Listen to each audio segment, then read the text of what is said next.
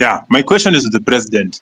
Why is it that the things you're asking about today are not new things? They're things you did promise in your campaign, and the other time you're being played with videos of you saying the same thing. You had to find a way of not listening to those videos.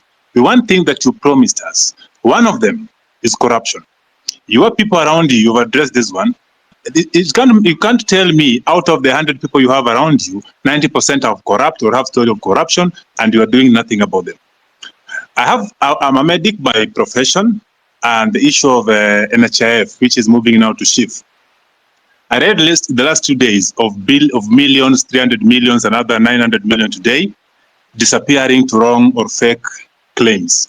I'm wondering, if the change from NHIF to SHIF, will it improve or just another way to get more money for people around your circle to buy houses, buy big cars, and laugh at us? He has asked me about the NHIF and the transition to SHIF.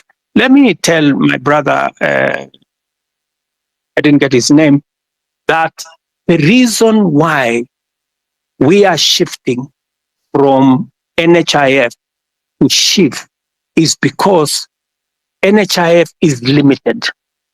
NHIF only captures a small section of our society.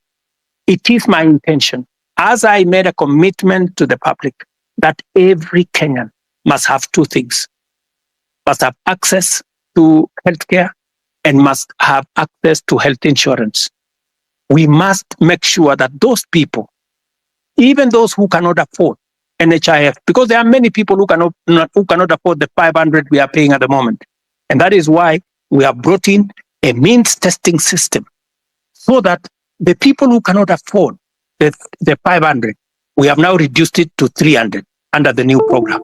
And even those who cannot afford the 300, the government of Kenya is going to pay for them, so that no Kenyan will go to hospital, whether they are suffering from hypertension or cancer or diabetes or whatever. Either they get treatment because level 1, 2, and 3 are free, or they can go to a referral hospital and there is an insurance system through SHIF, that's the social insurance that is going to make sure that their bills are paid. So, and let me tell you, one very important addition to this program is the digital health platform. The biggest problem we have had in NHIF is the digitization process. We lose a lot of money because of collusion between hospitals and staff at NHIF. In fact, you saw in the public media that there are hospitals that have more accountants than medical officers, because they are gaming the system. We have now standardized all tariffs. There is no way you can be treated by malaria in one hospital and you pay 1,000, and treated for malaria in another hospital and pay 100. We have standardized, whether it is public, whether it is private hospital, we have now standardized treatment. That is what happens world over in countries that understand how to manage matters health. So this is a comprehensive program. It is one program that will change the face of Kenya. Kenyans will no longer have to sell their land, sell their property to go and pay for hospital bills. We will, all of us, stop these harambes and the public collections that we are collecting to go and deal with people. So, my good friend, this is the plan. We have gone through it with Parliament. We have enacted 4 pieces of legislation. It was my plan to launch it on the 1st of this month.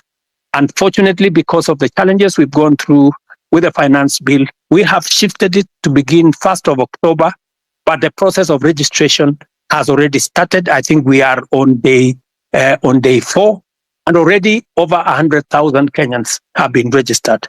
So, and I want to encourage all Kenyans to register so that we can be able to plan for our health together as the people of Kenya. And we can even plan for our health commodities, and we can be able to secure everybody from matters illness.